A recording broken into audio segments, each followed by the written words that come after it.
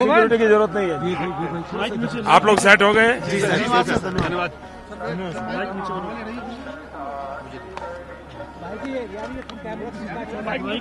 सबसे पहले तो मैं इलेक्शन कमीशन का आभार मानता हूं कि एक 2 दिन का विराम बीच में मिल गया और मेरा ये सौभाग्य है कि आध्यात्मिक चेतना की भूमि पर जाने का मुझे कई वर्षों से अवसर मिलता रहा है। इन दिनों केदारनाथ बार बार आने का मौका मिलता है। केदारनाथ में जब आपदा आई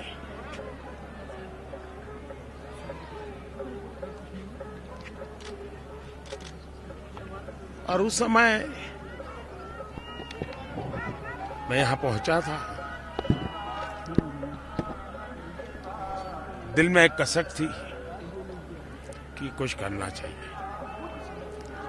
गुजरात में रहते हुए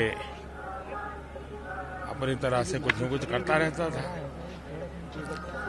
लेकिन प्रधानमंत्री बना, सौभाग्य से यहां उत्तराखंड में भी अनुकूल सरकार बनी।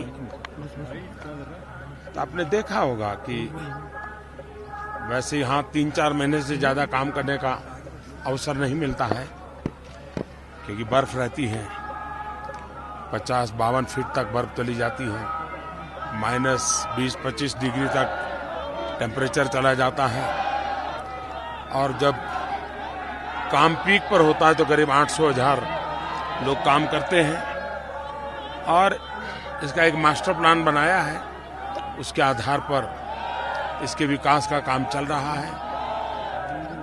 तो एक तो मेरे मन में रहता है कि समय मिले तो इसका रिव्यू भी करूं, और दूसरा इस धरती से हमारा एक विशेष नाता भी रहा है, तो आने का मन कर जाता है। कल से मैं यहां हूं, 2 दिन यहां एक गुम्फा में रहने चला गया था। एकांत का अवसर बहुत लंबे अरसे के बाद मिला, और सामने ही 24 घंटे बाबा के दर्शन हो सकते हैं, ऐसी वो गुफा है। उसमें एक छोटी सी छेद किया हुआ है, वहां से भी उसको दर्शन करता रहता हूं।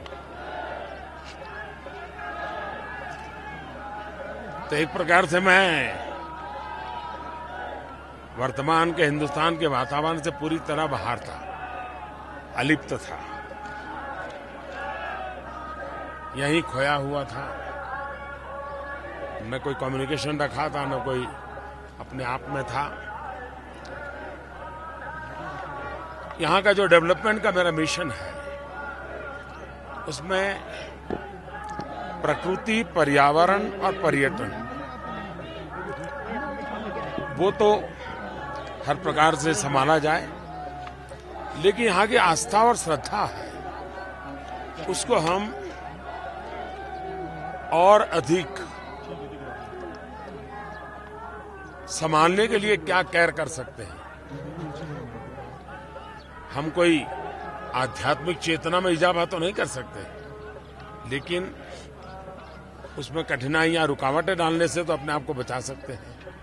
तो मेरी कोशिश ये है कि उस दिशा में कुछ प्रयास करूं। एक अच्छी टीम मिली है मुझे, डेडिकेटेड टीम है, वो काम कर रही है। मैं कभी वीडियो कॉन्फ्रेंस से मॉनिटरिंग करता हूं, खुद वीडियो से पूरा यहाँ का व्यूज लेता रहता हूं। जब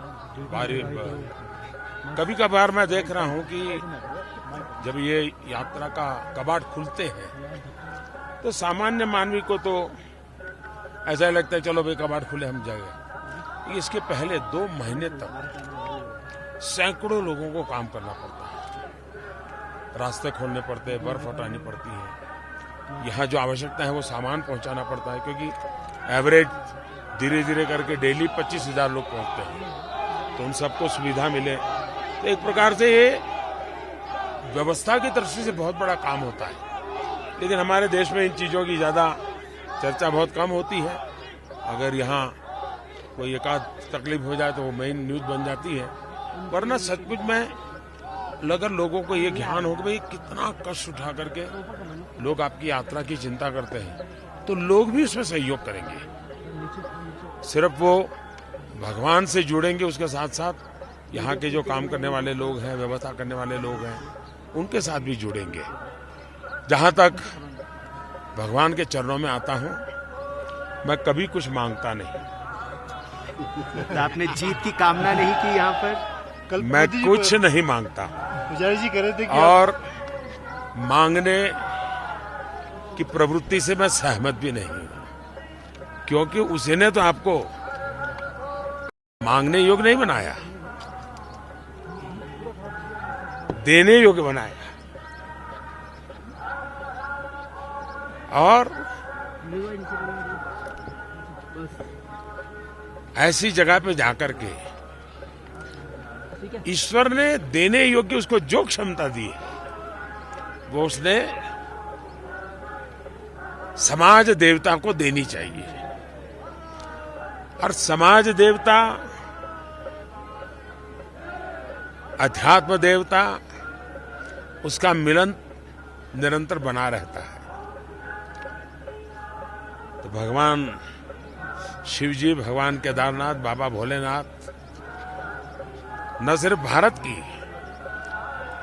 पूरी मानव जात के सुख, समृद्धि, कल्याण के लिए उनके आशीर्वाद बने रहे। मैं आप लोगों का भी आभारी हूं, क्योंकि मैं जानता हूं कि चुनाव में पत्रकारिता के क्षेत्र में काम करने वालों पर कितना प्रेशर रहता है और कितना फिजिकल स्ट्रेन भी रहता है।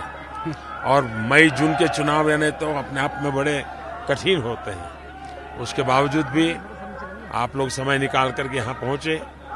आपके माध्यम से उत्तराखंड को और केदारनाथ को जरूर लाभ होगा कि लोगों को विश्वास बैठेगा भी आप केदारनाथ में उस आपदा के बाद काफी व्यवस्थाएं हो गई है, आप आराम से जा सकते हैं, कुछ समय यहाँ बिता सकते हैं। तो एक प्रकार से आपके यहाँ आने से उत्तराखंड को लाभ हुआ है, उनके यात्रा विकास को लाभ हुआ है और देशवासियों को भी लाभ हुआ है आपके आने के कारण।